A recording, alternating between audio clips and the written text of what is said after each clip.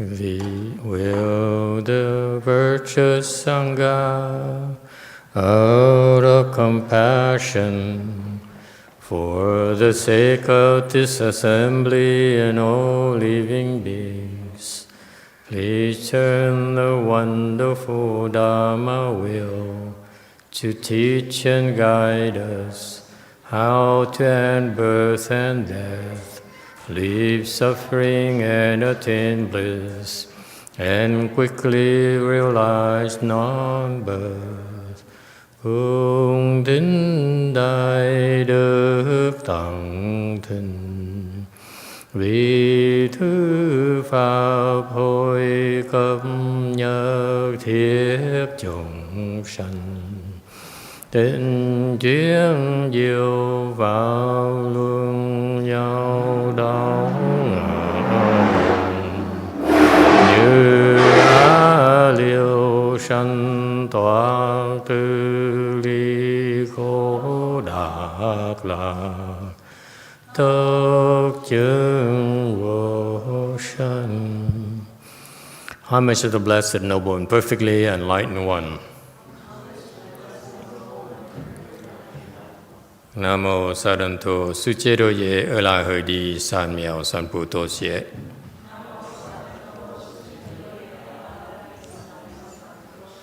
Nam mô Ta Tak Tha Tô Ya Đa Ya La Đế Tam Miao Tam Bồ Đà Tọa.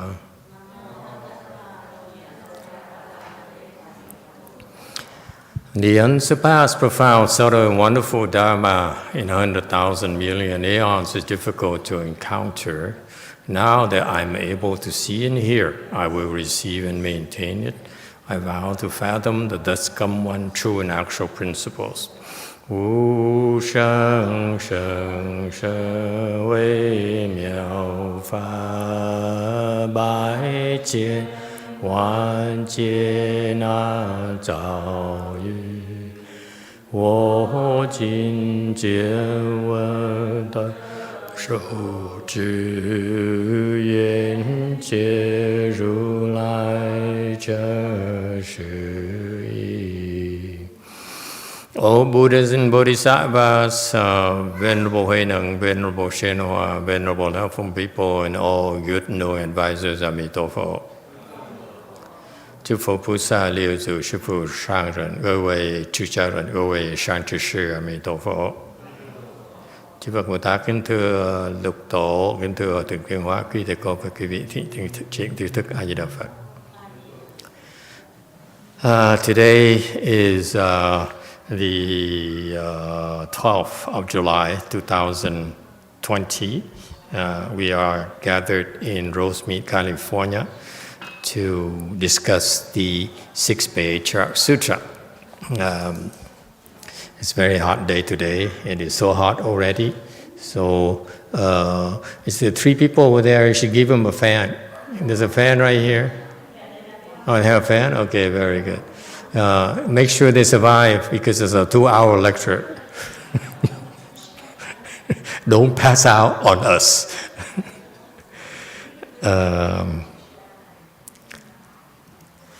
Okay, let's see. We are on chapter 7, slide number 377. The 6th Patriarch Sutra is explaining to one of his students the Nirvana and help him correct his erroneous views. What happens is when you cultivate, you have the biggest problem when you cultivate is not because you have demons, not because you don't have food to eat, not because you are it's too hot. The biggest issue when we cultivate is we have wrong views. Okay, we have deviant knowledge, deviant thinking, so that we get stuck and we don't know it. Worse yet, worse than being stuck is we are getting out of the orbit. We are deviating from the main path the way, deviated from the proper way. And we didn't know any better. And that's what happened to this monk here, who's been working very hard, investigating the Nirvana Sutra. Nirvana Sutra is Sutra of Enlightenment. Shakyamuni Buddha taught it in order to help his people, his disciples, become enlightened. So it's one of the last sutras the Buddha explained before he entered Nirvana. And so this monk here has been practicing for a long time and investigating this Nirvana Sutra. And you hear this a lot, actually, by the way, that people say, I'm going to choose to specialize in one sutra. Some people specialize in Nirvana Sutra. Some specialize in, a lot of Master Hsien Huà disciples specialize in the Flower Adornment Sutra. Some specialize in Shrangama Sutra, and so they spend a lot of time, a lot of efforts in trying to understand these sutras on their own. And in the course of investigating a sutra, the same thing is in the course of investigating Chan, investigating Pure Land, investigating the secret school dharmas. You develop these erroneous views. You develop these wrong thinking, these wrong understandings, and because of these wrong, so-called deviant views, erroneous views, you build on top of these erroneous views. So your views become more and more deviated from the main teaching. So you're building on a house of cards. That's what happens, by the way, typically. You look at, and I'm sorry if I offend some of you, at the modern philosophy nowadays. I look at these philosophers, I look at their discoveries, their theses are based on the prior theses of the other famous professors. And it turns out they're building on top of these erroneous understanding. And that's very damaging, because what happens, you spend your entire life building up nonsense. It's such a waste of time. It's a waste of money and a waste of resources. So that's what happens. Very dangerous. It's very dangerous in a normal process, by the way. It's not uncommon for us to develop deviant views, erroneous views.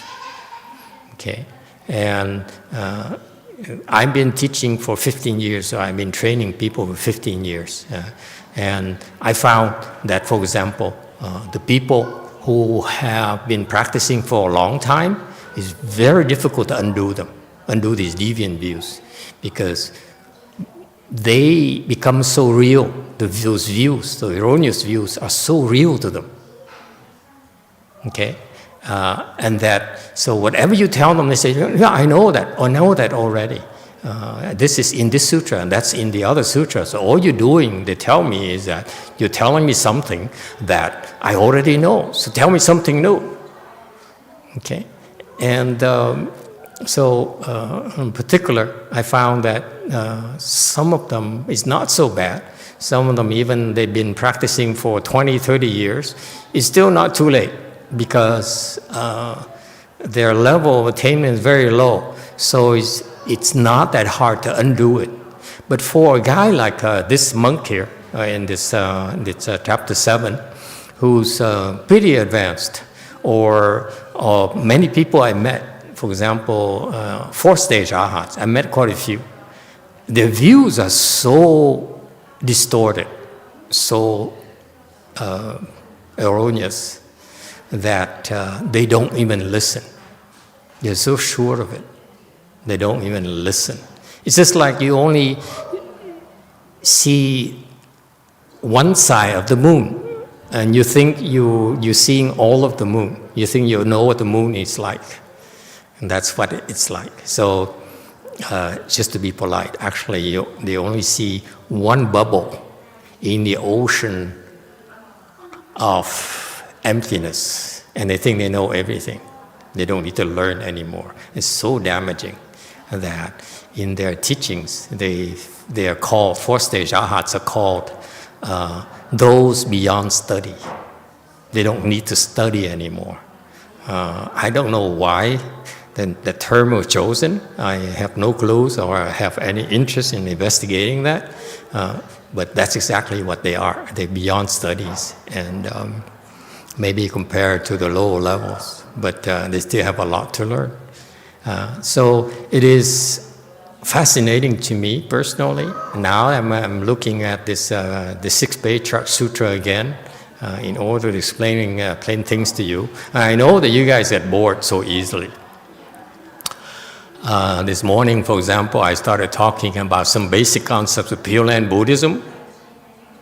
You know, I said, I'm going to go over, since there's some new people, so I'm going to go over some of the important fundamentals of Pure Land Buddhism versus Chan school, and people falling asleep left and right. As soon as they said, I want to tell you something that's very fundamental,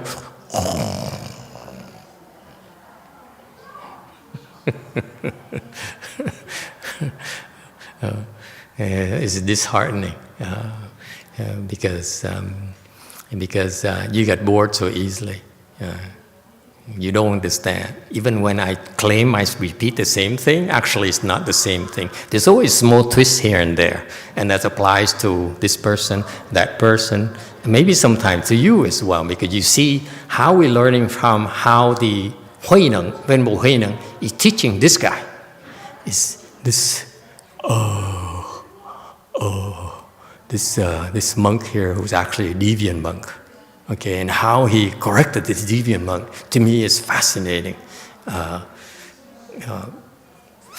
Anyway, yeah, so we are discussing, what's his name again? I forgot, I'm sorry. Chư Tao, okay, Chư Tao is extreme way, sincere way, and so we are at the 6 Patriarchs.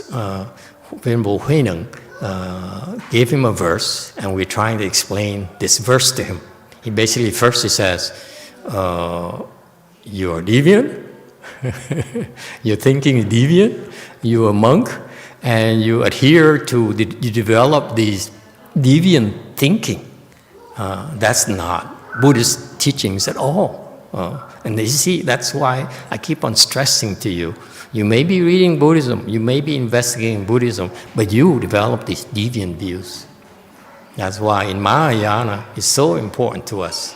It's critical for us to cultivate, especially when you cultivate intensively near a good no advisor, because that person will keep you in check, keep on adjusting your views, adjusting your direction. Otherwise, you go off on a tangent very, very easily. So easy.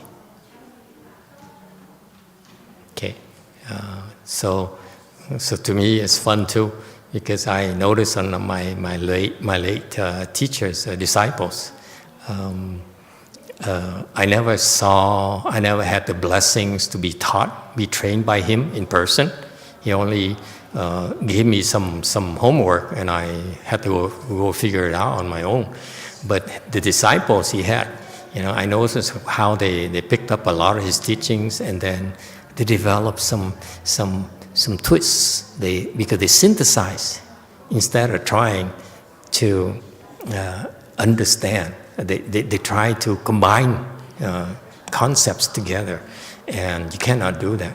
And that's why I see how these views, these deviant views develop, or the shortcoming are so obvious that it's fascinating that in Mahayana we prefer, let me repeat to you, we prefer not to cultivate by ourselves. It's too dangerous. It's you make a mistake, it's very difficult to undo. So that's why in the Chinese Mahayana tradition, which is not the case anymore nowadays, you go and bring the books and the clothes and your shoes and all your personal belongings to a place where the proper Dharma is being taught and where people are receiving the proper training. That's how you don't waste time. Okay? So from a teaching perspective, training perspective, I find it fascinating how this great monk, one of the greatest patriarchs in the history of Chinese Buddhism, corrects this deviant the deviant thinking of this very sincere monk, very hardworking monk, and ultimately help him become enlightened. That is fascinating. How do you do that? I cannot even stand some Korean first stage arhats. I look at them as anyway, too stupid and so full of themselves. Anyway, so he's talking about Nirvana. Did we go over this thing here? Okay, we went over the three calamities at the end of the aeon where our world will be destroyed soon. Okay, and this is documented in Buddhism. And so he says, the text is the true, permanent, still, extinct bliss, the mark of Nirvana is thus. I have struggled to explain it and cause you to reject the arisen views. Okay, we're on slide 377. Wow, 20 minutes for introduction. How is that? So he says, when you become enlightened, you will discover the truth. You discover permanence. You discover still extinction. Okay? And it's very, very blissful. Ants are everywhere. They've been eating my skin. So that's the nature of Nirvana. The bliss that you experience will be out of this world. It far exceeds any pleasure that you will experience through your sense organs. In fact, you will find out as you meditate and you progress along, your sensual pleasures really pale in comparison to, let's say, for example, the pleasure of the bliss from the samadhis, high level of samadhis. Okay, but when you enter nirvana, any kind of nirvana, whether it's a low-level nirvana of the fourth stage arhat or practical Buddhas, or higher level nirvanas of the enlightened beings, okay, you will find we have a taste. You find out for yourself about your true self, not the fake self that you are depending on right now to function, to live your life. You live your life based on your false self. Okay? That's the source of all your suffering. So you discover a true self, your beautiful true self, this wonderful true self, this marvelous true self. Like the actors here in this country say, you are so marvelous. Okay? Marvelous if you're from the East Coast. Okay? And it's permanent. Once you discover this your true self, it will never change, ever, again. Okay. Whereas the false self you have right now will keep on changing. Okay. It will be the false self that we all depend on right now before you become enlightened are based on. You are easily influenced by externals. That's why it keeps on evolving. When you come into contact with black, you become black. You come in contact, your false self comes in contact with yellow, it takes on the yellow color. That's the nature of the false self. Okay? It changes constantly. Okay, ask your wife; she'll tell you. How come you changed so much? I thought you didn't. I thought you loved me. Okay, so permanent.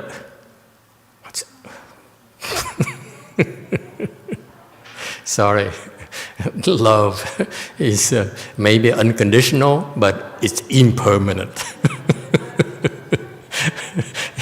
I find it so funny that lay people, ordinary people telling me, love, I love it. Love to me is unconditional. But I've been holding my tongue, biting my tongue, and impermanent. Just look at yourself. Doesn't your love change? Mine does. Now I love myself more and more, that's all. It's stillness, meaning that you're free. The meaning of stillness is you're so free. No one can disturb you anymore. Not your beloved son, not your beloved husband, okay? No one can really afflict you anymore. Okay? Extinct. Bliss. So the bliss here comes from extinction, comes from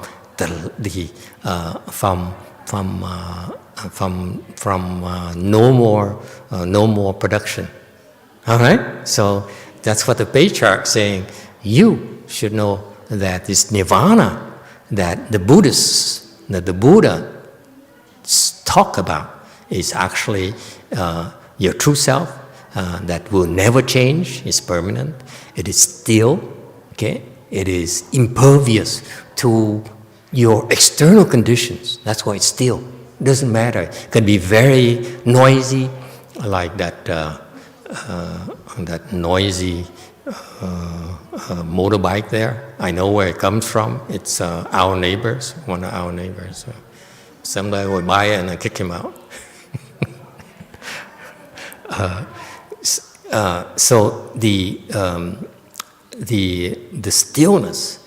So it doesn't matter how noisy it is. It doesn't matter how chaotic it is.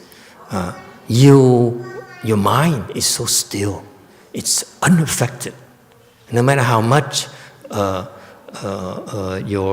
husband yells at you and threatens to leave you, your mind is still.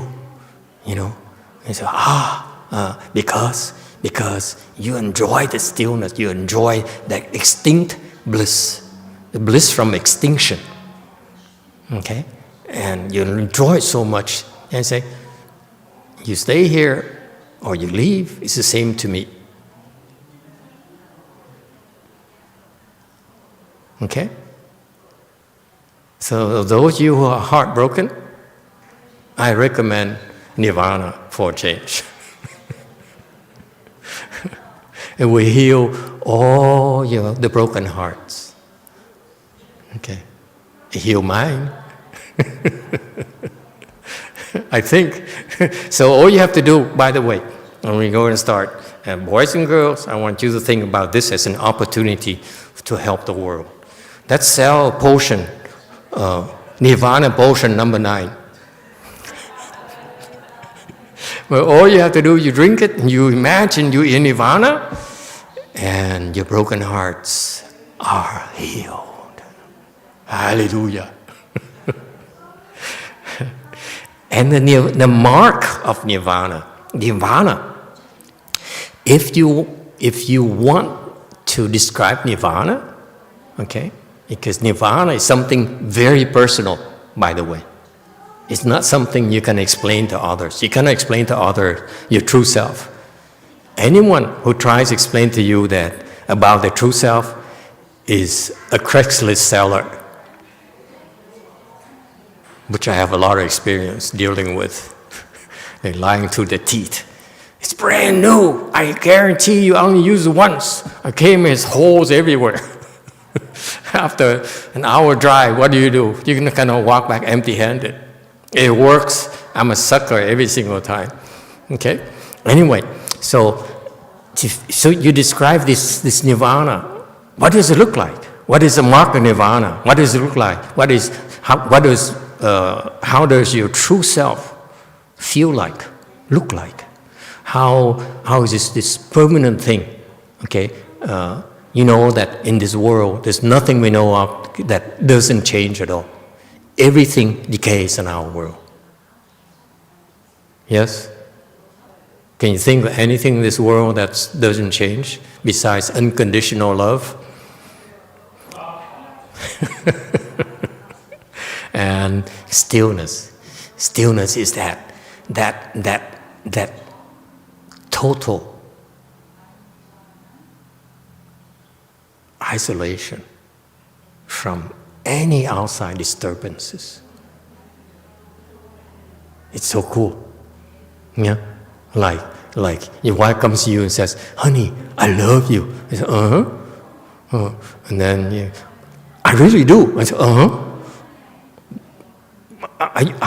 you believe me? You really don't believe me?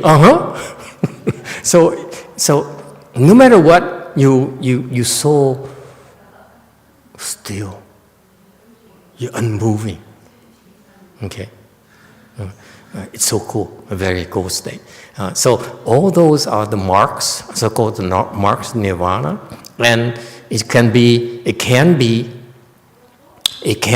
symbolized as, summarized as thus. If you need to explain it to others, 6th Patriarch says, okay, if people ask you, well, what is this Nirvana? What does it look like? And your answer is that Nirvana is like thus.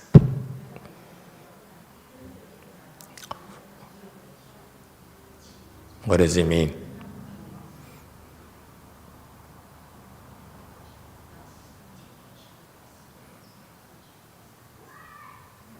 What's thus?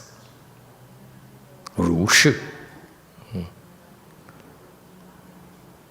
Okay? 如是. That's thus. Translate into thus. It is like that. It's so clever of an answer. It is like that. Like what? It's like that. Is it black? It is like that. Is it white? Yes, it is like that. It's the truth. It's all of that. It's all that you can imagine. It's like that.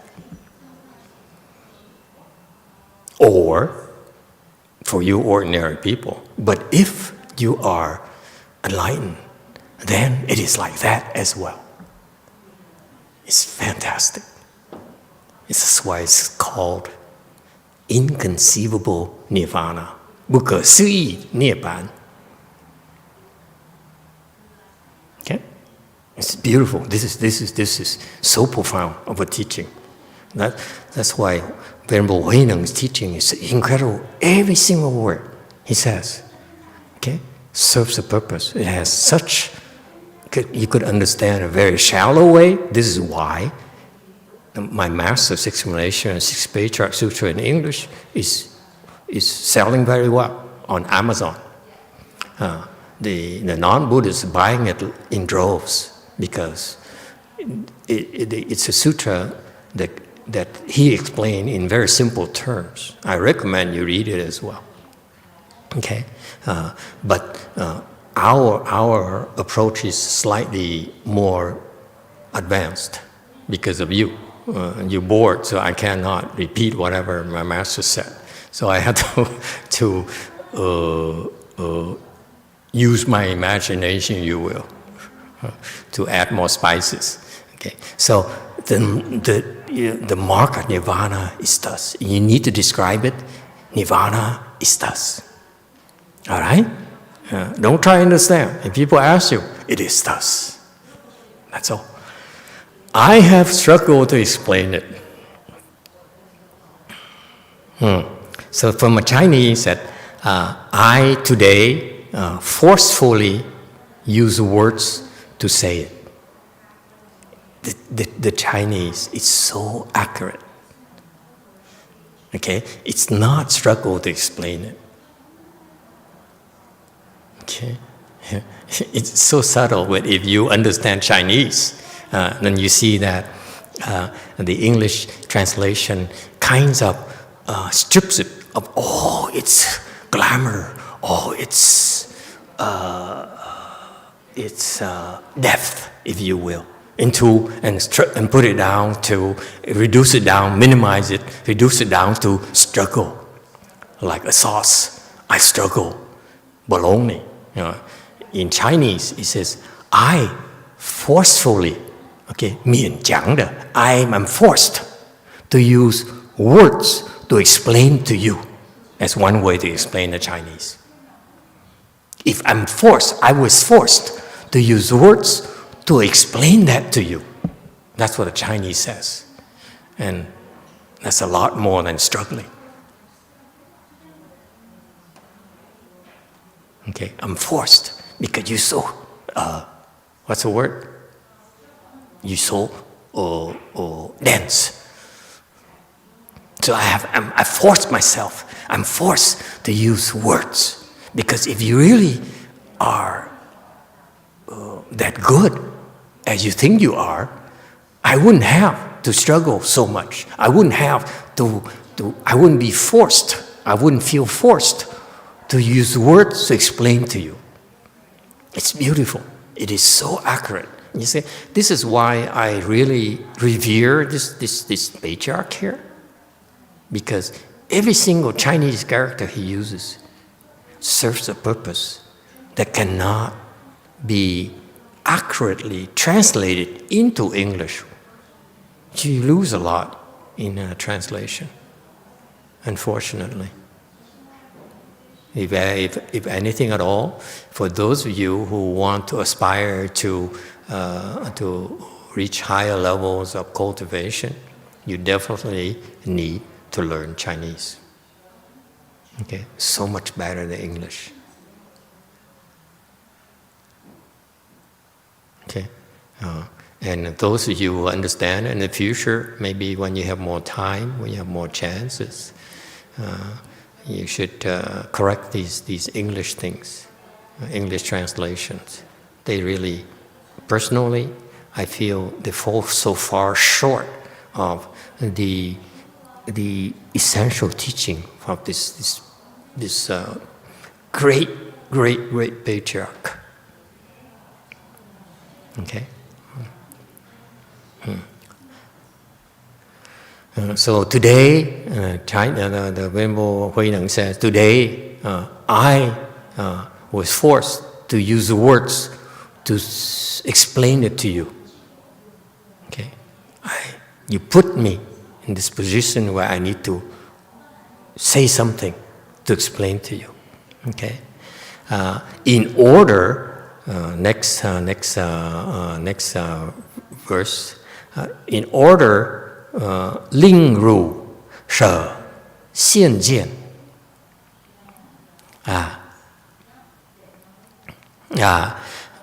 in order, ling is to make you drop. Okay, there's a difference between rejecting and dropping. Rejecting is incorrect. It's to drop.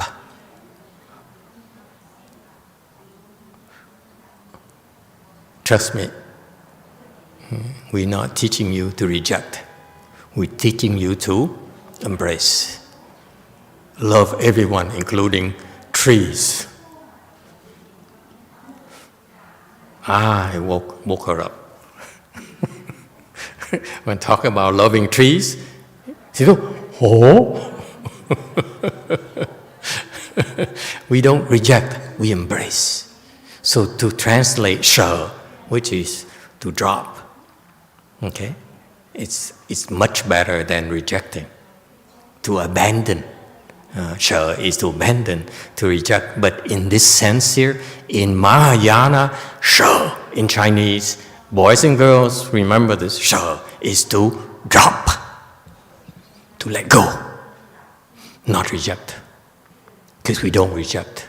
We don't reject demons, we don't reject bad people, we don't reject good people. Okay? We don't reject girls, we don't reject boys, we don't reject transsexuals.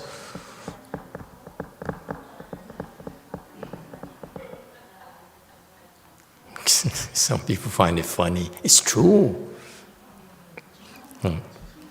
So, in order to make you drop 现, the arisen, that's correct, views. 现见, that's correct, a good translation. Arisen views. That's very good. So this part, arisen views is correct, but the last is, this reject here is a big no in Mahayana. Can you correct the English, please? Because if you don't, I will never could remember. I'm too old. Okay. Any questions or comments? You're unimpressed. This is my best. All I have to do to earn my lunch today is explain to you this cha here is to drop, not reject. I feel that's enough for me, for us to stop and go have some bulgarinis. Gelato. What the heck? We earned it. Okay? It's so cool. This is why they have problems. Because if you learn this Dharma as to reject your reason views, you're going to have problems they have right now. These people who translated this have this particular problems they have right now. They're stuck right now because of this rejection translation.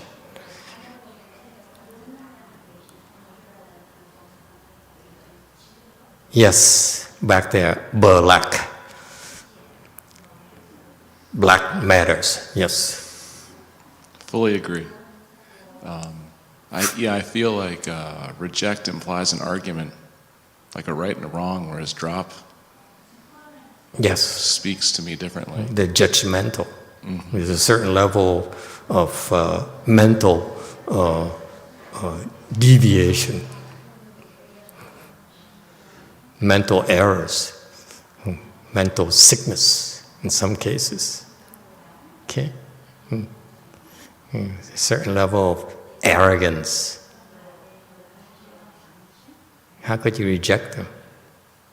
How could you reject God? How could you reject the demon? You better than a demon? No, you're not.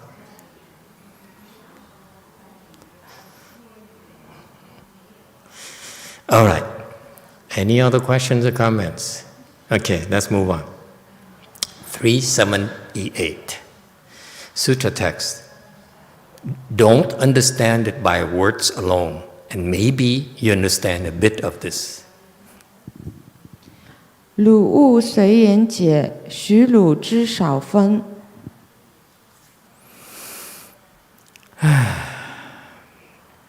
379, commentary.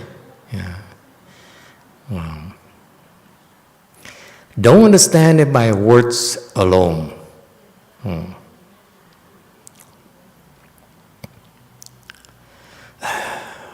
Again, I wouldn't translate it like this. It is too much massaging. Okay, yeah. We are a temple. We're not into massage. Okay, it says here in Chinese. It says, "Do not follow the words to understand." Okay, why does it say alone? There's no concept of alone here. It only means, he says, you, whatever I say, don't think that you can understand it by listening to it. How about that? Anyone ever told you that? He's telling you that right now. He said, don't follow the words to understand. So basically he says, I want to explain it to you, and then don't follow my words to try to understand. That's very Mahayana. Isn't that cool? Say, I'm telling you very profound teachings, very profound Mahayana principles, but don't follow my words in order to try to understand. Meaning, whatever I told, discard it, reject it, drop it. That is so Mahayana. Questions, comments? Okay, internet people either have connection problems or totally disengaged.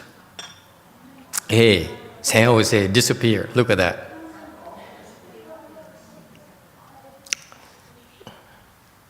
After 8 months of preparing a place to explain sutras, it's empty.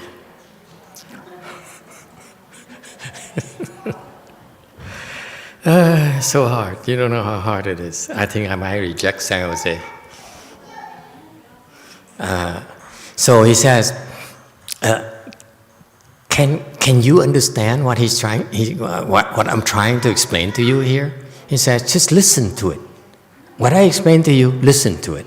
Okay.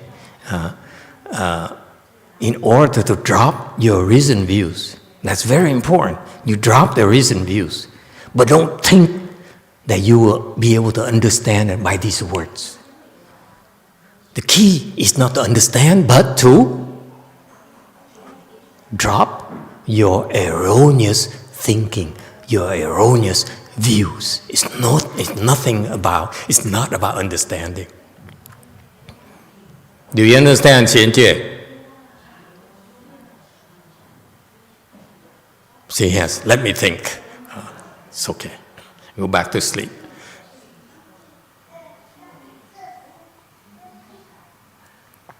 Got that? Isn't that cool?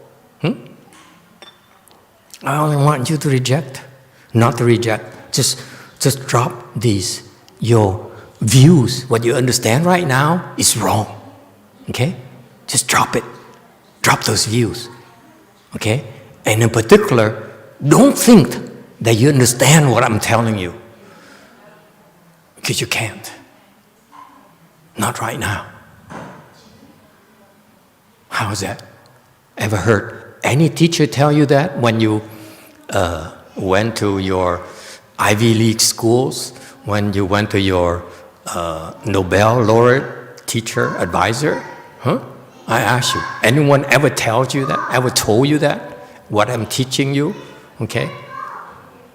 You can't understand? I don't think you can understand my words. Just drop your errors. Drop your wrong beliefs.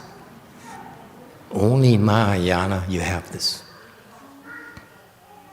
Not in Hinayana, by the way.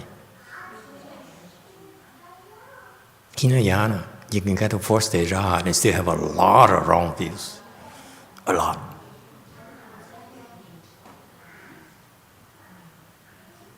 That's why they don't emphasize you drop the wrong views. Well, you can't become enlightened if you harbor all these wrong views, like this monk. Okay, any questions? This is so profound, you guys. Well, it must be a hot day or something. I know you're so bored and sleepy, so I need to come up with something else that bring you out of your stupor, and your boredom. And maybe you understand a bit of this. Okay? Yeah. Don't try to understand my words. Then maybe you know it's not understand. True here is to know. Then you know. A small portion of this. Okay? True here is not, I know, 知道. Most of the time, 知道 in Chinese is translated as understand. But here, okay, it goes back as its true meaning. True here is actually to know. It's not about understanding. it's extremely delicate. It's a subtlety, so subtle here that this great teacher is parsing it out for us, okay? And clearly the translator doesn't get it. That's why it was translated that way, which is, excuse my language, it's damn good already. But it's not the original teaching in Chinese. And because of this, they follow this line of thinking, this line of translation, and it's never corrected, okay? Because they have a whole team of translation group. And they used to be headed by, not beheaded, used to be, my master used to be in charge, not beheaded. With all due respect, okay? My master used to be in charge, okay?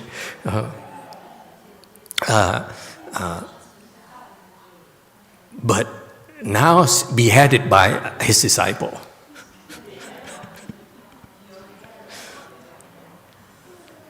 Okay, and I'm pointing it out to you because if they follow, I stress again, follow this line of thinking, this line of translation into English, the people, those who don't understand Chinese, okay, will have a hell of a time cultivating. And it shows in the results. I saw them, I saw all of them. This is what they're stuck at right now. But no, why should we tell them? None of our business. Yes, from internet. Finally, internet is awakened.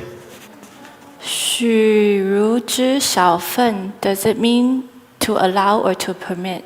许. Will 许 here will enable you. Okay? Maybe. Yeah. 也许 it's not just to allow, but 也许 possibly. So 许 here means maybe. Okay?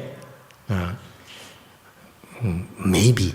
So the maybe is correct. It's just that, see, they understand the language.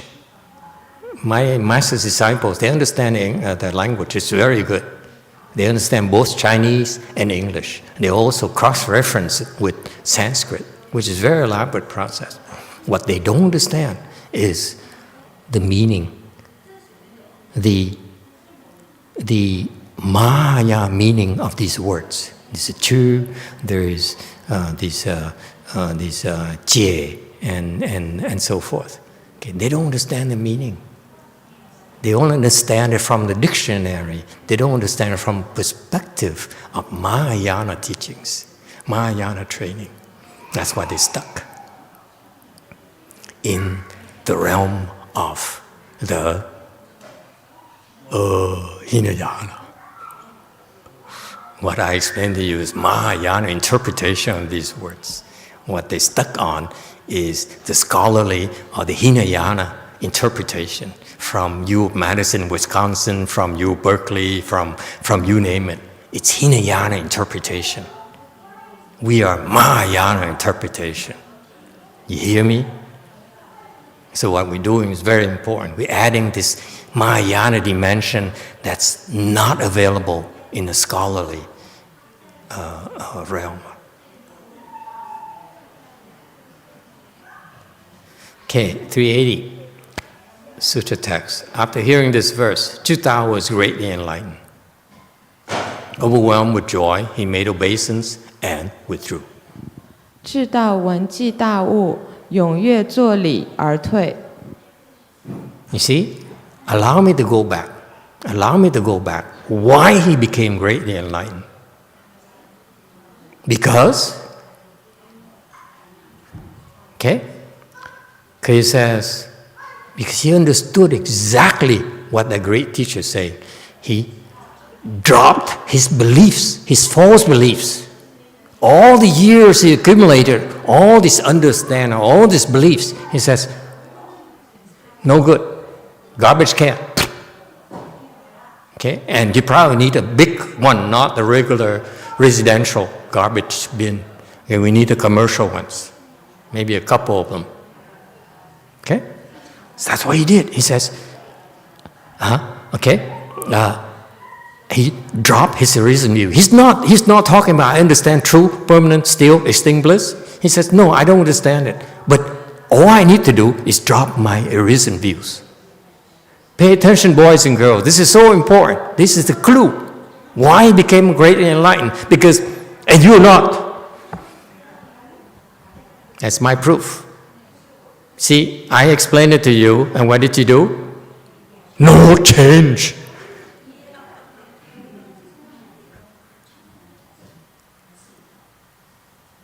Am I correct or not? Who's enlightened yet? Raise your hand, please. See, I rest my case. See?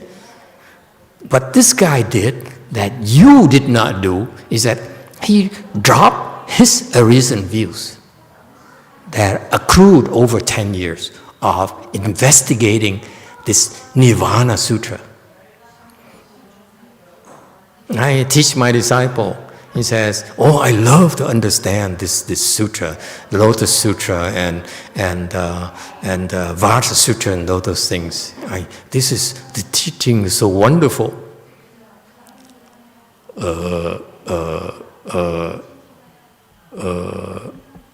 That doesn't help him. So he dropped his wrong views. Okay, that's so beautiful. And then he says, and the next patriarch said, "You cannot understand it by listening to my words." He said, "Right, I will stop trying to understand his words." Okay, then you have a breakthrough. Then you're able to have a glimpse. It's this flash of lightning.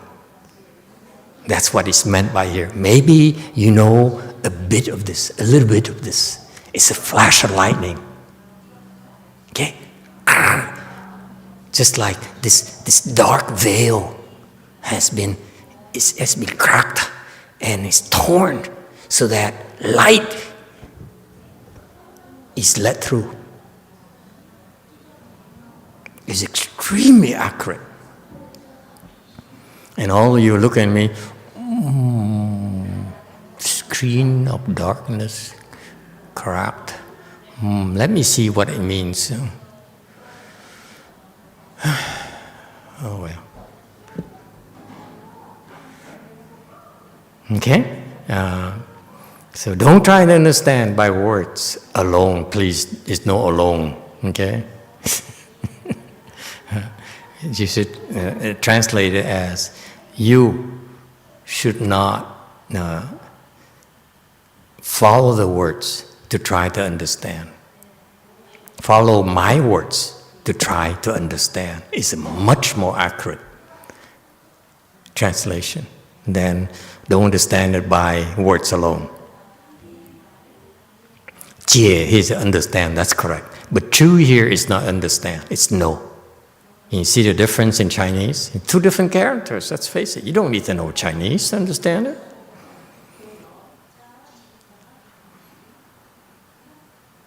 Questions? It's beautiful. I wish I could convey to you how beautiful this thing here in 4 sentences. Okay?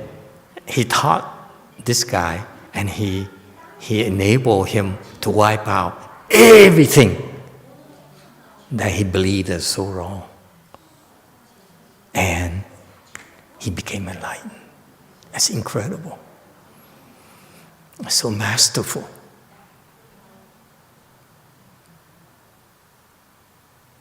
Can you see how it would save a lot of our times if you meet a teacher like Venerable Hui Neng, you come and say, Master YongHua, I've been coming Master YongHua's temple for the last several years, every single weekend.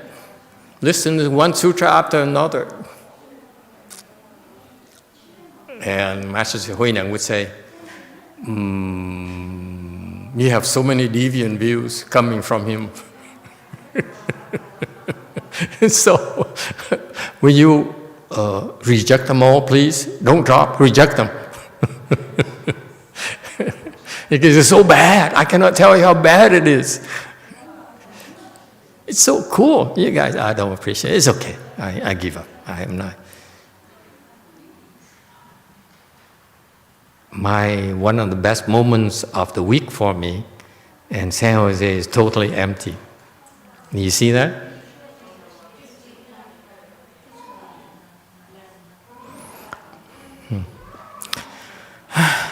I don't feel like going on anymore.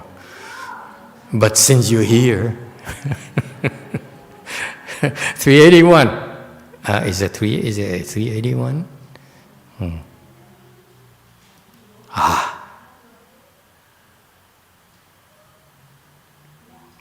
Let me see the previous slide.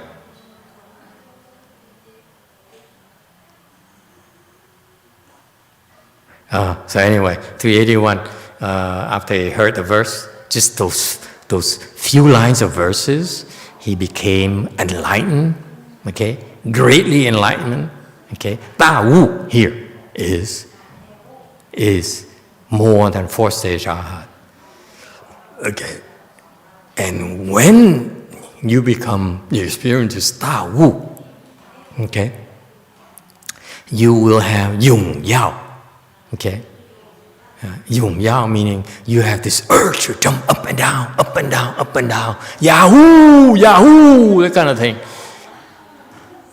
And only Americans express it. And the Chinese explain it as Yung Yao. For us, it's Yahoo! Okay?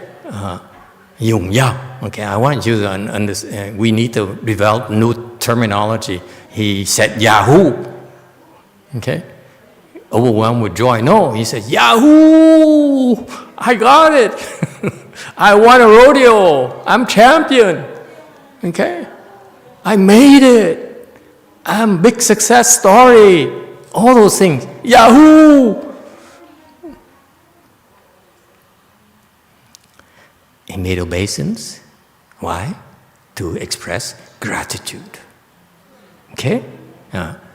So, it's so natural. No one had to remind him, bow to Master. Like you tell your children when you see me, bow to Master. Yeah. No, you don't have to tell them. If those children are really, really grateful, they would bow to me. Okay? So we made obeisance. Yes. Master, one could say that if we try to understand or think that we understand, we are preventing our true nature from truly understanding? It's too profound for me.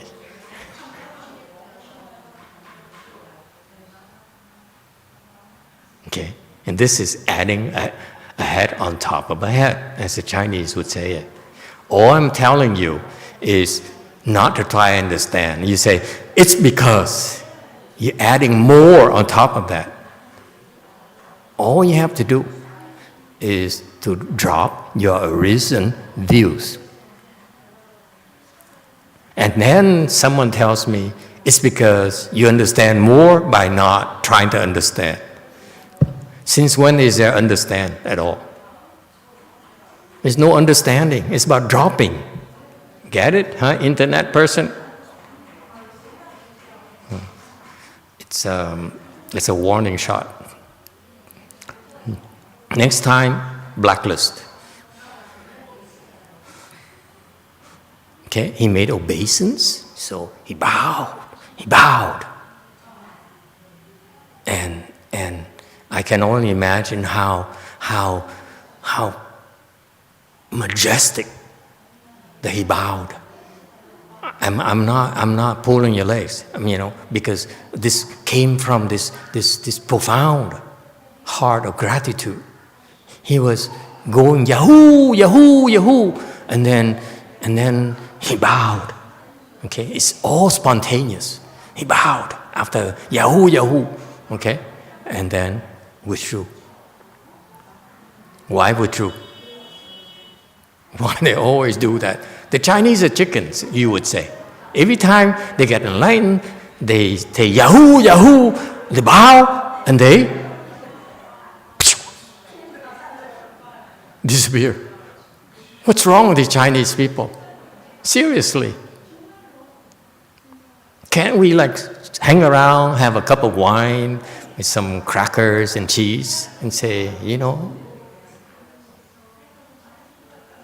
Master is so cool. Master Huineng is so cool. I never met anyone like that before. No, this guy bow and he. Why? Why? Don't you ever wonder? I wondered about that. I read it so many times throughout these patriarchs, 6th Patriarch Sutra. They all are overwhelmed with joy. They made obeisance and withdrew. So Chinese.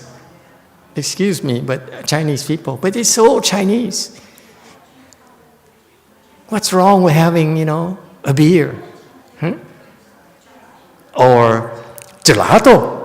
We deserve it. Huh? Really, seriously. What's wrong with these Chinese people? They withdrew. Why? Ever wondered? I wonder every time because I read so often. You don't have to explain this because I was worried. I said one day some smart Alex and asked, Master, how come every one of them Yahooed and then Beto Basin and then withdrew? Can you explain withdrew to me? I said, can I Google it first? Withdrew. What does it mean? Why?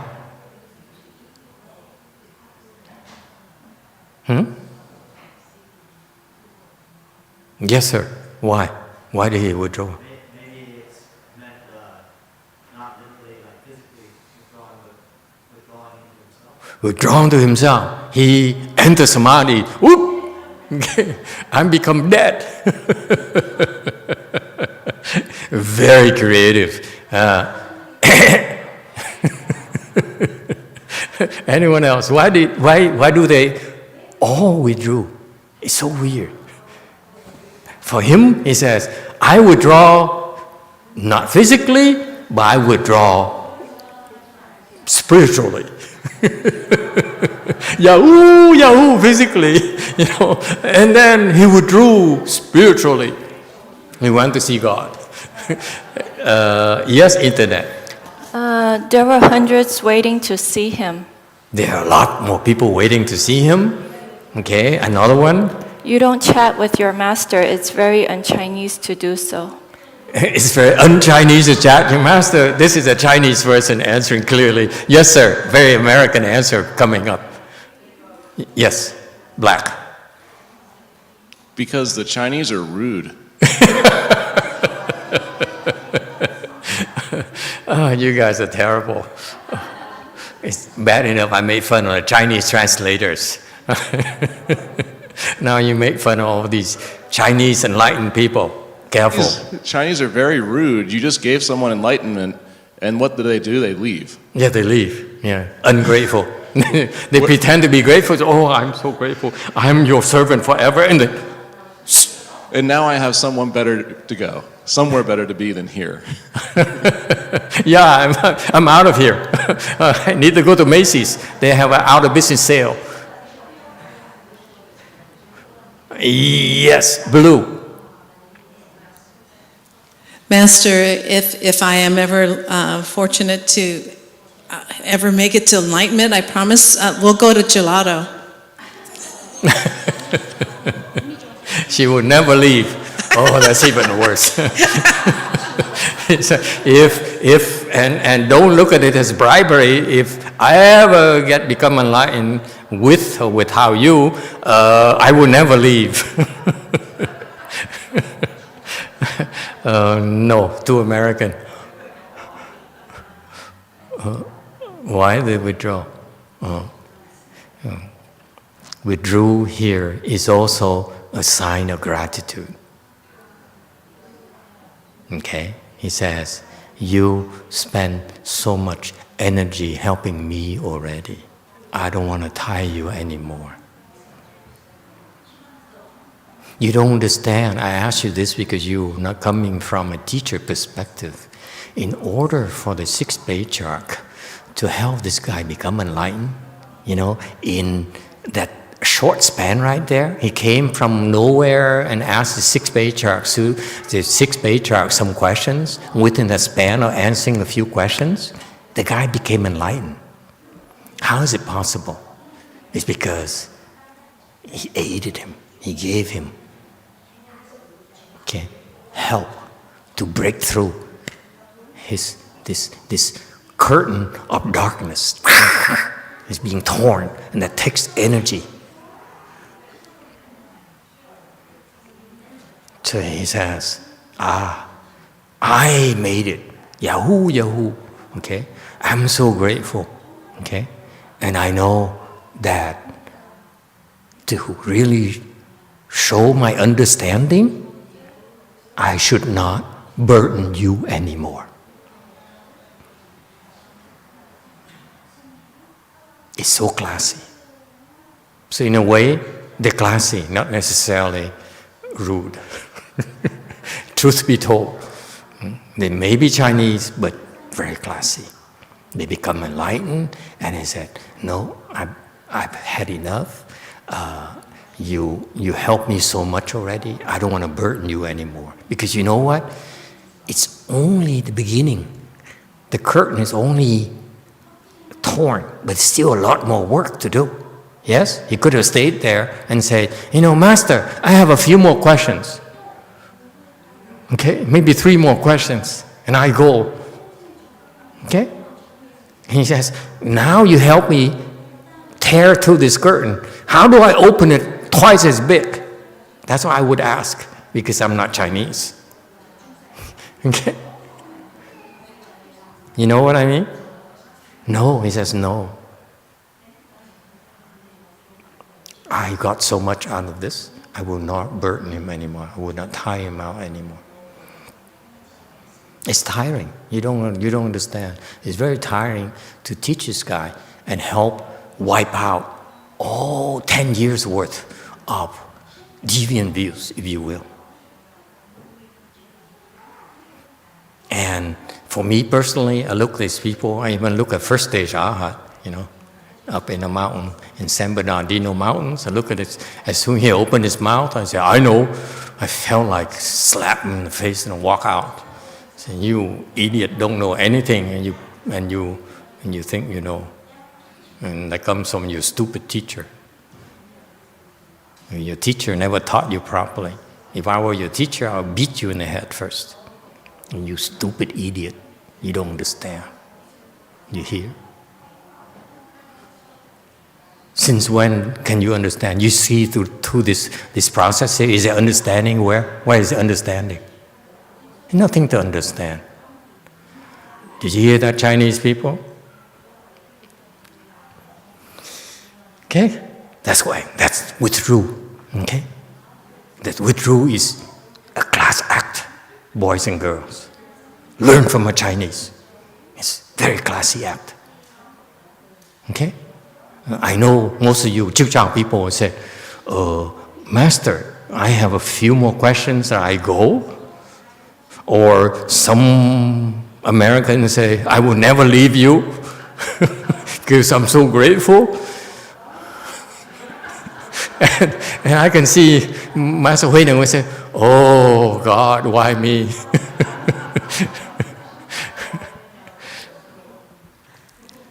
Okay, next. Shall we go to the next guy or shall we stop? I feel we've done enough today for a hot day like today.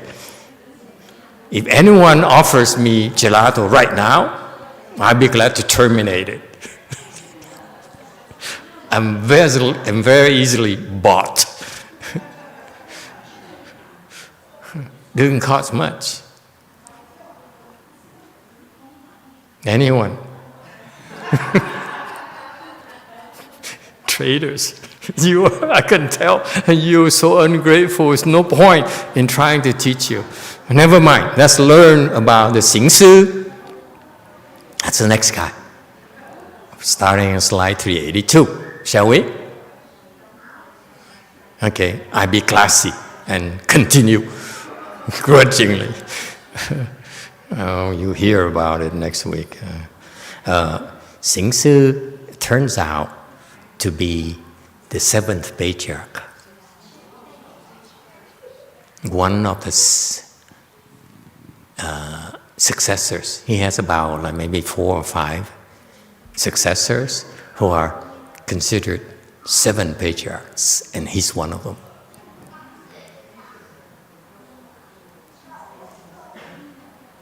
Now someone is saying, oh, the hell with gelato, let's stay here. You are traitors. That's why I held back until you guys weren't willing to pay for gelato. Then I say, okay, I'll be trying to pretend to be classy. 382, Sutra Text. Chan Master Xíng Sī was born into the Liu family, which lived in Ancheng, district of Chuzhou, hearing of the flourishing influence of CáoXī Dharma Assembly. 行思禅师生吉州安城刘氏，闻曹溪法席盛化。So back then in 383, Xíng Sī means to walk and to think. Okay, so this guy is more into walking meditation, I would say. Why would you walk? I mean, we are sitting meditation. Do you see anyone standing right now? Except for Helen. So his name is Xíng, is to walk. Sī is to contemplate. Okay. To think about it. He heard about the flourishing influence of the CáoXī. What does it mean, flourishing influence? Meaning that his reputation, the 6th Patriarch reputation, was widespread because these people, they came to see him and they withdrew and they started telling people, hey, go to CáoXī where the 6th Patriarch is. They roam around the building, they roam around the country, roam around China and say, you should go to CáoXī, you go to CáoXī. And that's why it's flourishing, because everyone talked about him. It's very Chinese. Because of that tradition of drawing near a good no advisor, a wise teacher. So once they found one, they spread the word, because that's how they heard about this great teacher. And after, this is before it became enlightened. And after it became enlightened, they would call their mother, their father, their brother, their teachers, everyone else said, you should go to CáoXī, okay? Because I got so much out of it within half an hour, within an hour, talking of this great monk. So the influence here, CáoXī, Li Shèng Huà,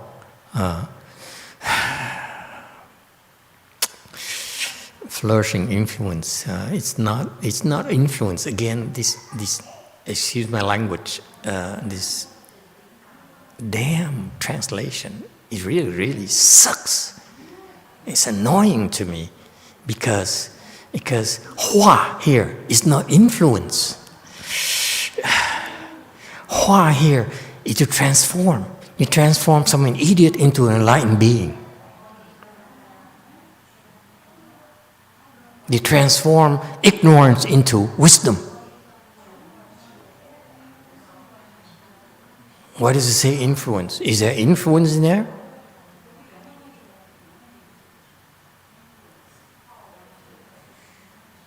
Okay? This is like romanticizing something that's not romantic. Okay? Yeah. So the proper translation would be D. D, what's the meaning of D? Teaching. Yes? Okay. Shèng is flourishing. Huà is transformation. So, Fa Di. Okay. So this is it's not the assembly. This is the Dharma essentials, the Dharma principles. Okay? CáoXī, Dharma teachings. Okay? Teaching the Dharma that was very flourishing, very profound, very rich, and are able to transform a lot of people. And this is what happened back then, unlike now. Okay? Now we do a search on the internet. We cannot tell one from the other. They all hits, and the hits. The first one is not necessarily the one that has wisdom. The better hits are the one that pay Google. Okay, so you heard of the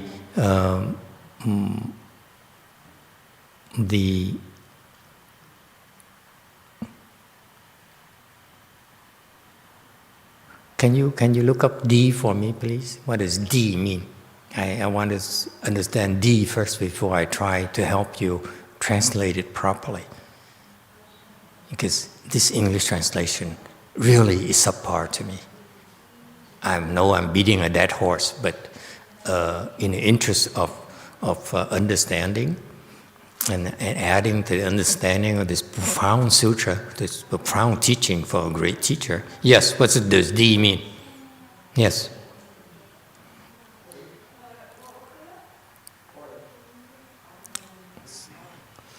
This one, my dictionary says it's Sī, and it means mat, seat or place, or feast or banquet. Feast? D is a feast? Feast or banquet or a seat or a place. And it's pronounced Sī. Does it make sense? Assembly is more like you're alluding to assembly here. Hey, Chinese people, what does it mean?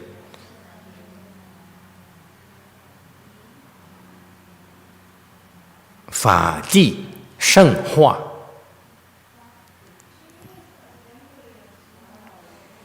Is banquet as well?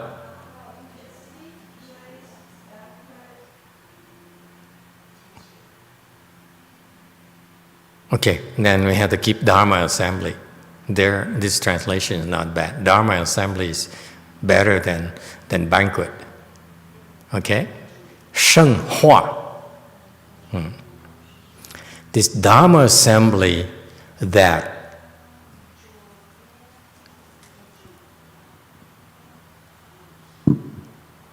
not flourishing. Shèng here is so many. Huà is transformed, so many. I don't know how to translate that into English. The Dharma Assembly that transformed so many. Meaning that Dharma Assembly, these people here, many of them who went to this place here, this banquet here, this place here, they become enlightened. There's so many of them. That's what it means. So they transform a lot of people from a state of ignorance and stupidity into enlightenment. That's what Hua. Hua means. Shèng is so many of them. And another meaning of Shèng is that it's superior. I mean, not just many, but also in a superior way. Because you can transform people in an inferior way, meaning the low level.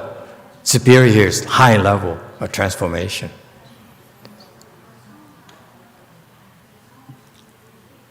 Any suggestions? Now I explain the meaning to you. How would you translate it? You are the expert in English. I'm not. Yes, sir. Anyone? Okay. Everyone withdrew.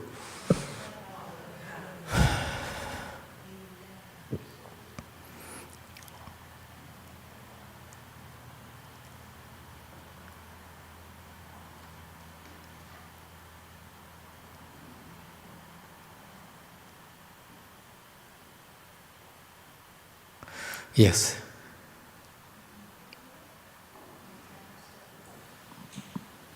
Yes. I just want to share this information.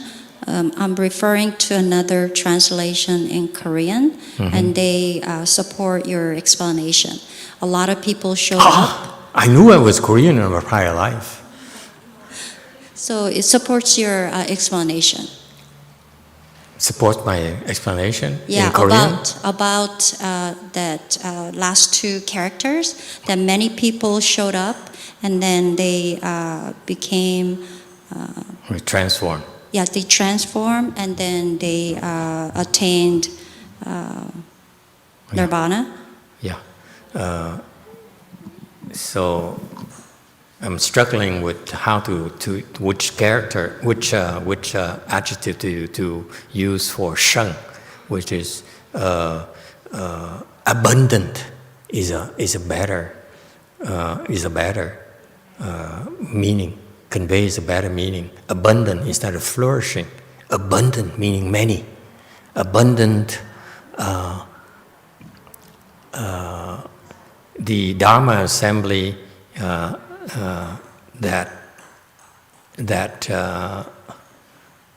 abundant in transforming, abundantly transforming a lot of people. Not, well, you have abundant, you don't need a lot of people. With a Dharma Assembly of abundant transformation. And then you leave it to the next Dharma master to explain abundant transformation, hopefully in Korean. Dharma Assembly of abundant, with abundant, that transformed abundantly. That's how I would translate it. A Dharma Assembly that transformed abundantly, or transform a great many.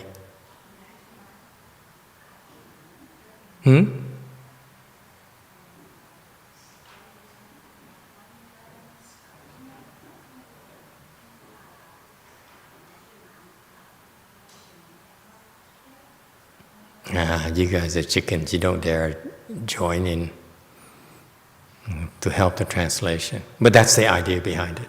Okay? All right.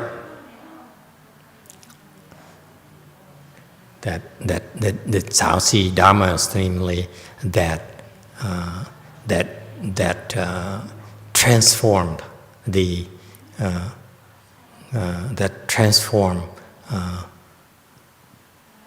many, transformed with abundance, something along that line. Yes? The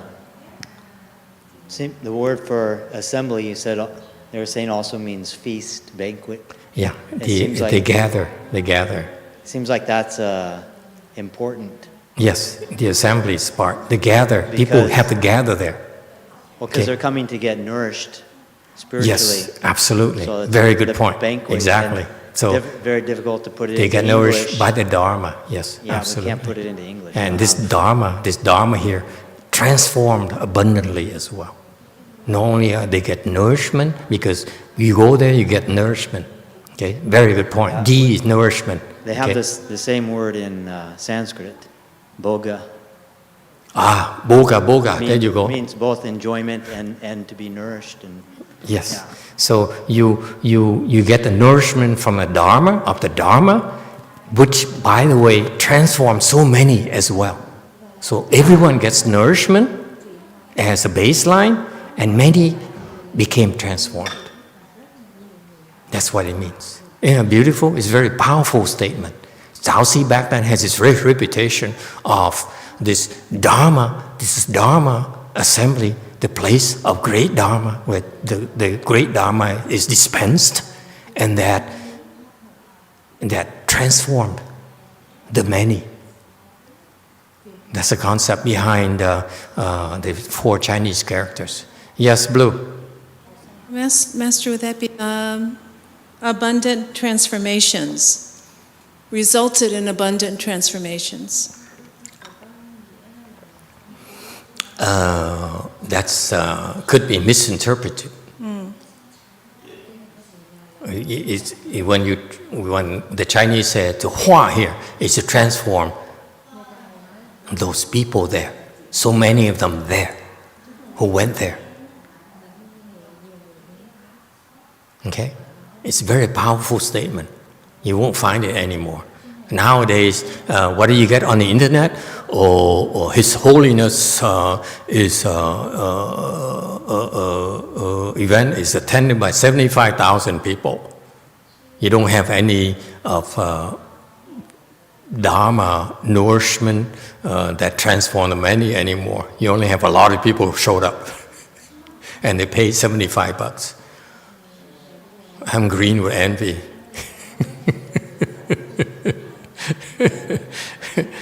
And I went to one of those, by the way. In my early days, I said, I need to look for a good no advisor. I went to one of the assembly in Pasadena, mind you. And I swear to God, I saw, guess who? One of the actresses I used to love. Goldie Hawn. She's wearing these high heels about this tall. She's at least like twice as tall as I was, as I am. and so they so excited. They all look so happy, so sincere, and learned from a great monk, and gladly paid $75 to get in, to help the cause. So I went in there, free of course. That's the only way I went, attended these events, because I had no money. So, because they said, for Sanghans, it's free. So I signed up for free, and I got there, and they have a name, my tag, and I only had to spend money to, $2 to have my photograph taken, those booths, and you make faces. And they picked one of them, and they made me this badge here. Okay, and they gave it to me. I wore it, and then they said, "Would you like look at me? Would you like to be on the stage with His Holiness?" I said, "Yeah." Can I put my name here and my address and phone number as well? So my first impulse was to say yes. And then I thought about it, and I said, if they don't allow me to flash my phone number and my address for donations, then I don't want to be up there. So I said no. So what did they do? They placed me right in the first row. Mind you, I was very polite. Okay, because in Vietnam you have a saying, when you cross a flooded river, you're the last one to cross it. Okay? Don't be the first one to cross a flooded river. Okay? But when it's time for you to go to a banquet, be the first one in line. So I was one of the first few in line. And I missed my chance because by the time the Holiness started speaking Dharma on that amphitheater in Pasadena,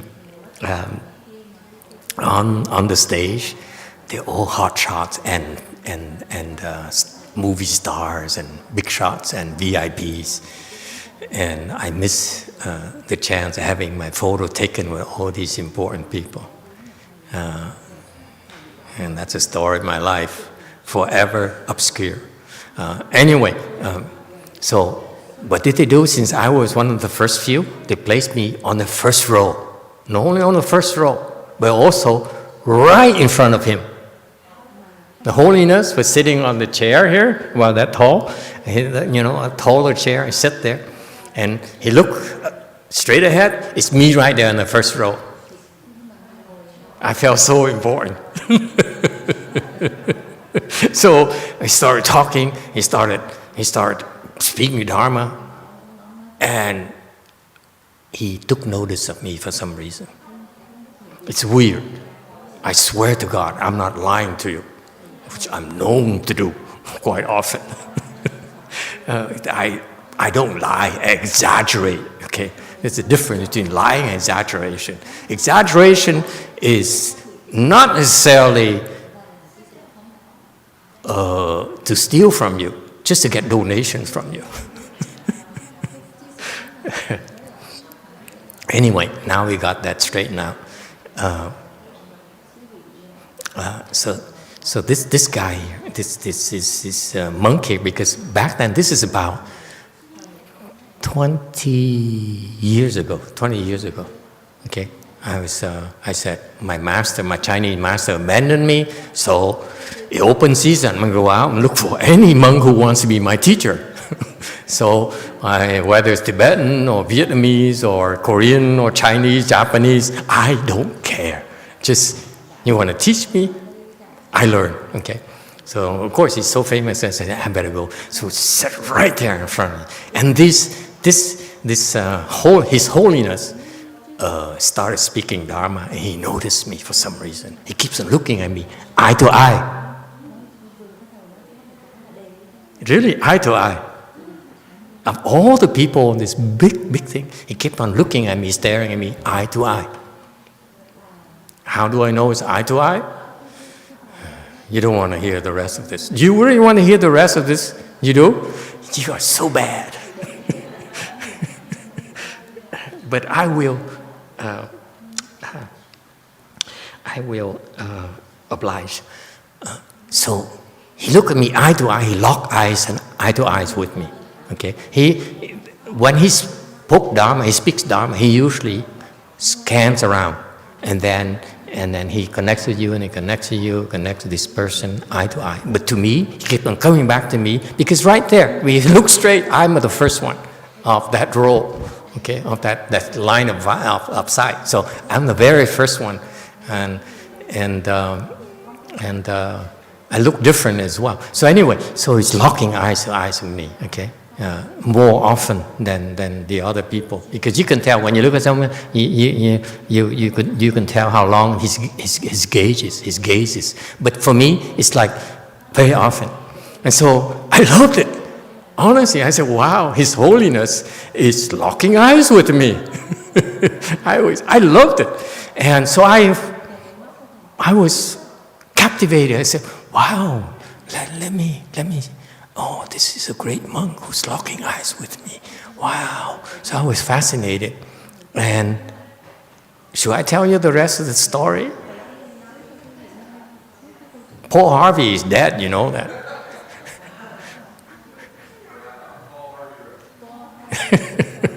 You want to hear the rest of the story? Really? The whole story? The true story?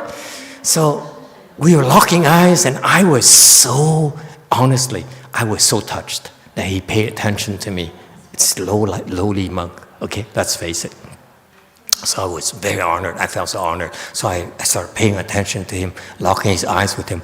And then soon, his Tibetan habit took over.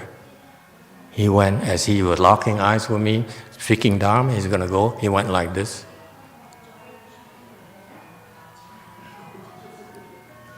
And I was going.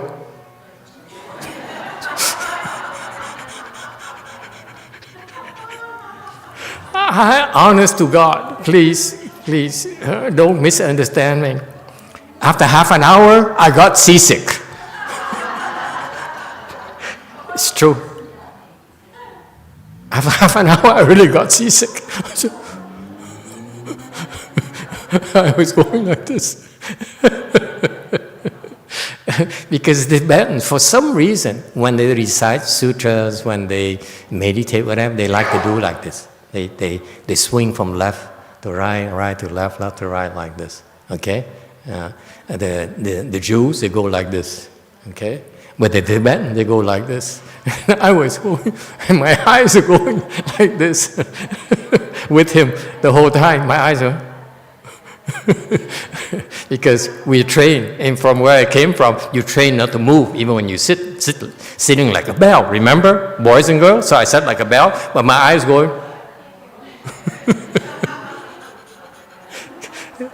That's how you lock eyes with him. Okay? And I got so seasick like the one time I went to Club Med, and I got on a kayak for the first time. I rowed myself out to the ocean. I got seasick as well. I nearly passed out. Anyway, I got so seasick after half an hour, I closed my eyes and said, I don't care, Your Holiness, but you ain't rocking me anymore.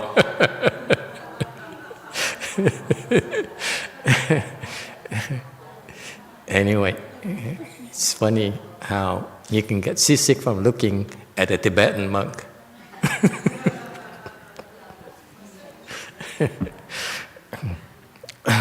Anyway, hey, Xíng Sī is back. No wonder. San Jose, you see that? They lost half of the lecture. They only came back to hear the Tibetan seasick saga. Anyway, shall we continue? Okay. Maybe it's not translatable. This Shèng Huà, I don't know how to translate it. You guys maybe can do better than I do. Okay. Xíng Sī, again, 7th Patriarch. Okay. It's kind of cool dude. Kind of cool patriarch. 384, Sutra Text. Xíng Sī went directly there to pay homage and asked, what is required to avoid falling into successive stages? Wow, I love this. Oh, this is so cool.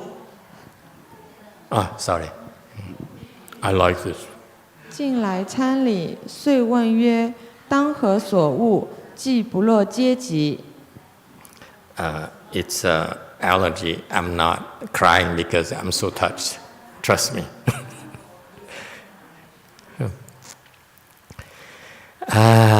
So what does he do? What is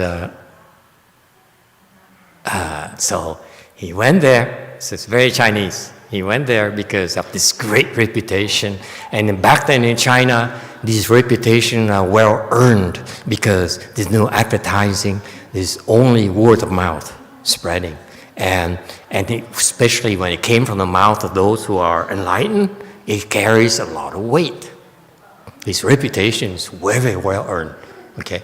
Very strong reputation. And so he went there, and he asked, immediately, he went into the meat with the beef. He says, what is required to avoid falling into successive stages? One says, so, wu is to do, ji bu luo, jie ji. Very good, excellent. Okay, successive stages.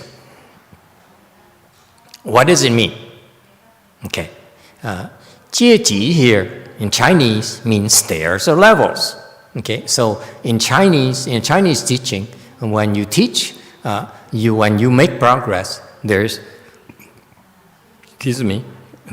you move from one level to the next level, like a staircase. You get higher, one step at a time. Okay, so it's called successive stages. You improve gradually. All right? So this refers to the fact that in Buddhism, there's two kinds of teachings. The gradual teaching, which is successive stages, stepwise, gradually, or sudden teaching, which is you leap. You don't go through successive stages. You leap. Within the same amount of time, you leap Instead of go from one here, you okay? So that's refers to certain teaching. So you can tell this guy has potential. He's not interested in learning how to the gradual teaching. But he says, you're a great teacher. Then can you teach me about certain teaching, which is the essence of Mahayana, which is the essence of Chan?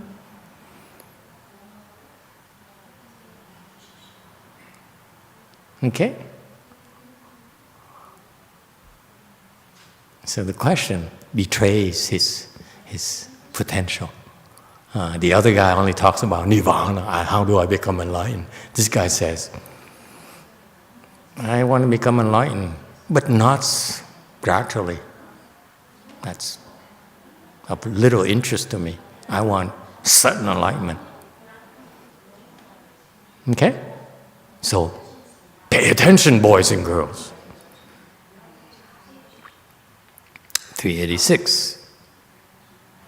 Sutra Text. The Master said, what did you do before coming here? 师曰：汝曾做什么来？做什么来？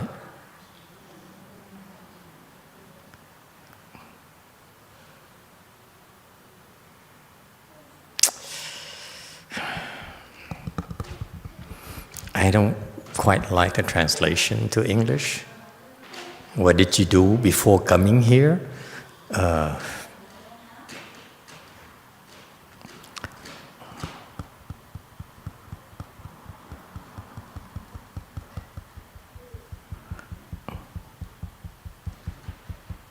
What did you do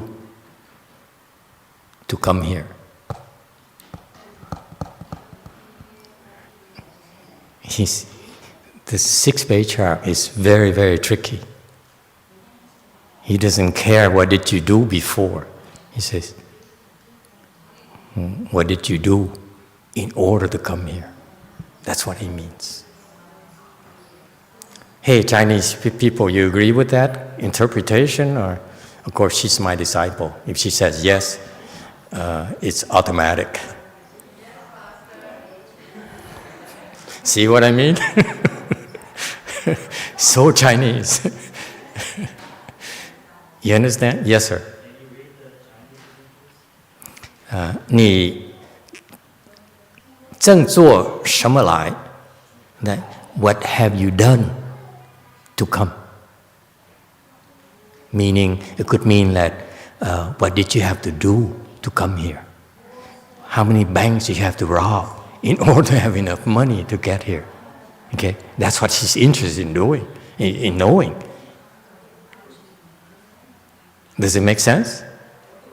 How many old women purses did you have to rob in order to have enough money to come here? That kind of thing. So he's interested in knowing what kind of journey he had in order to come here. What did he have to do to come here? My master, Master Shèng Huà, a great Chinese monk, my idol, bar none.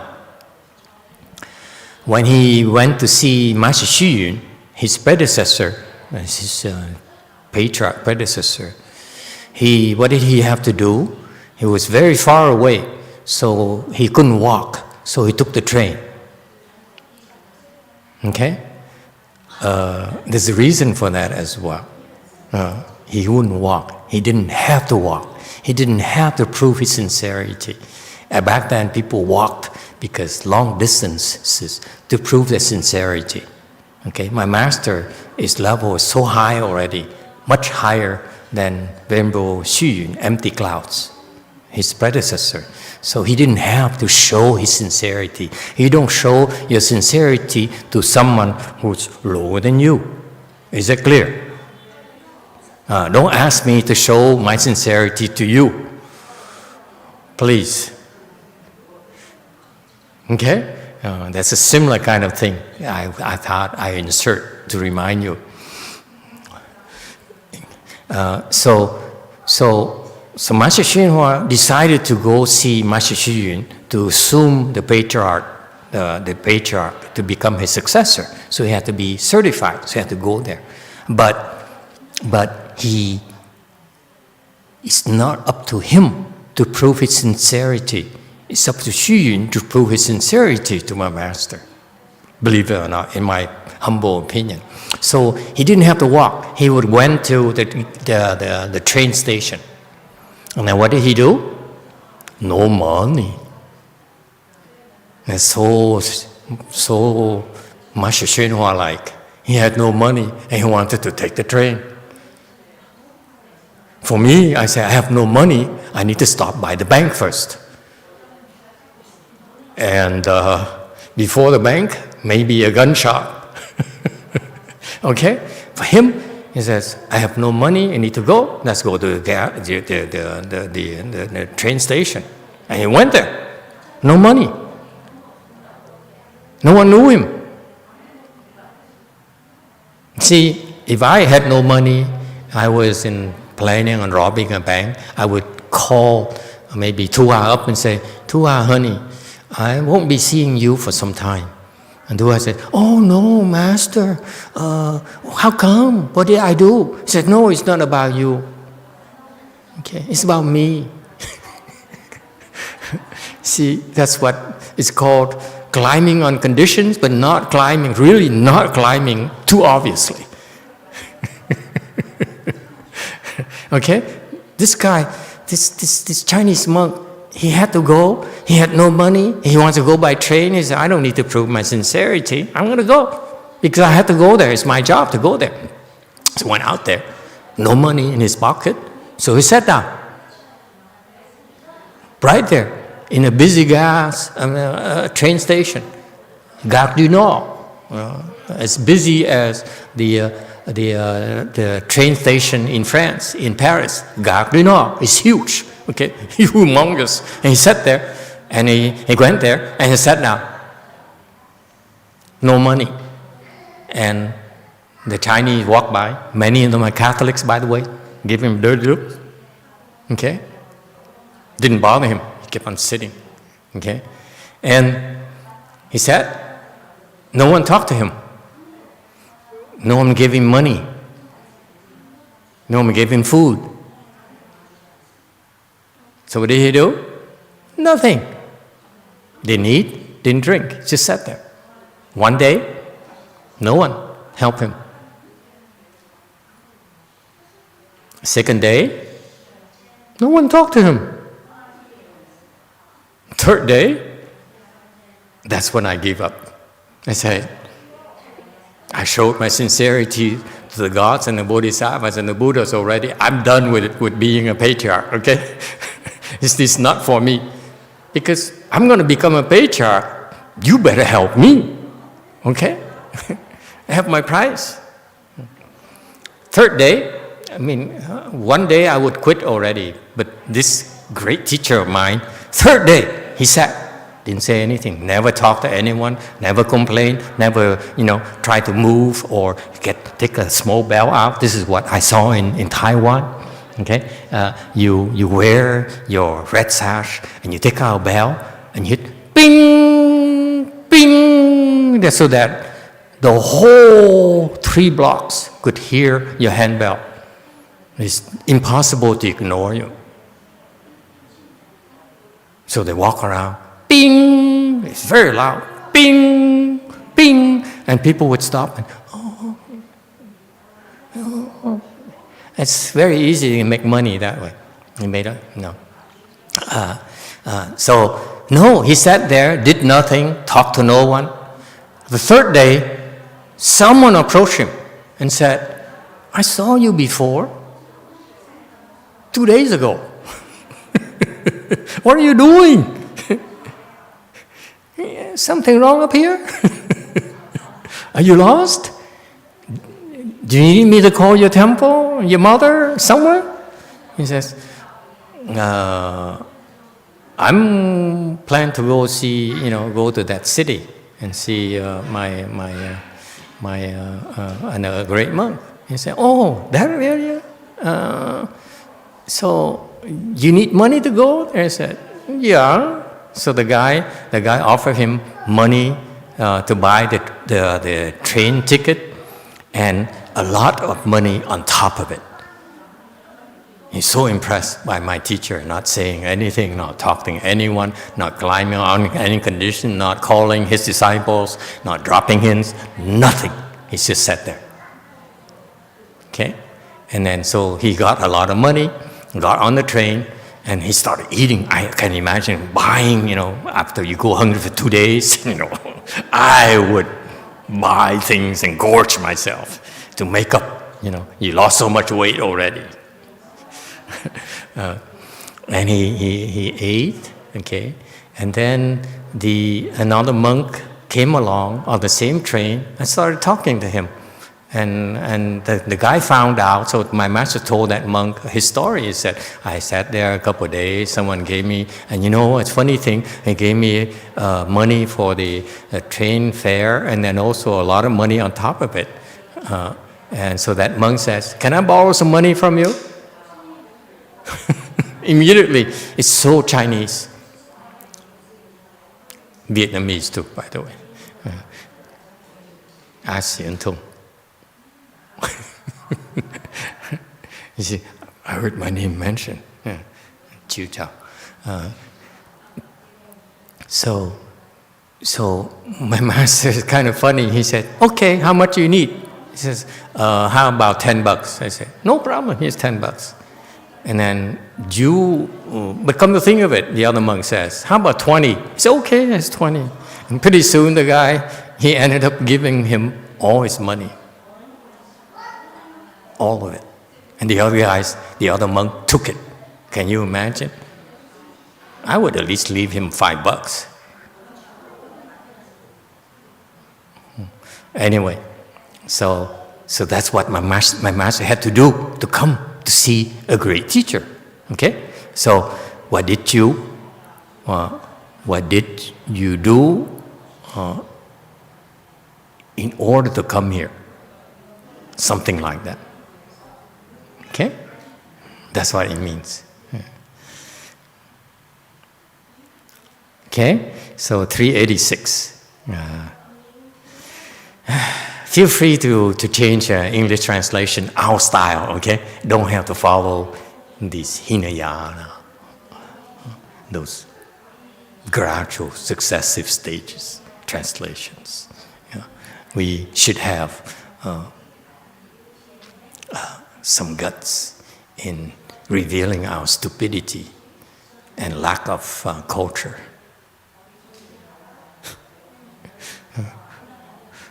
Lack of degrees. Sutra Text 87. He replied, I did not even practice the sagely truths. 曰：圣地亦不为。 He says, the sagely truth, is there a commentary in 388? Yeah. It refers to the Four Noble Truths. Okay? I only have a few minutes, so don't ask any questions, please. I'm waiting for your hands to raise. I know you guys are sick. As soon as I said don't ask any questions, Master, last question. Anyway, so he says, even, don't scare me like that. You did it on purpose.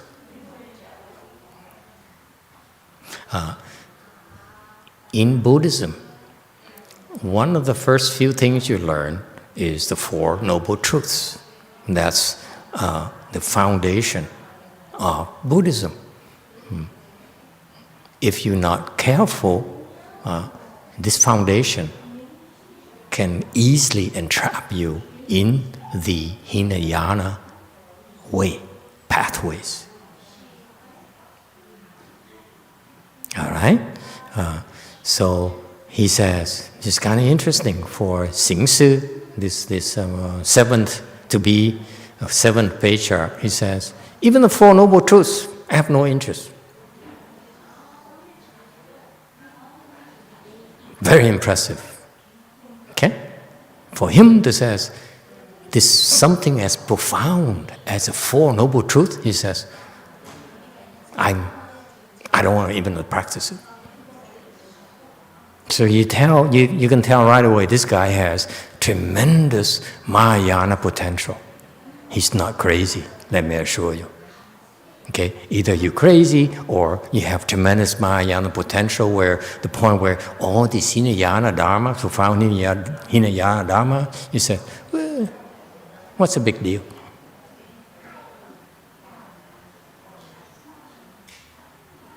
All right? Okay, so we stop here, and next time we'll continue, pick up from 389. Thank you, everyone.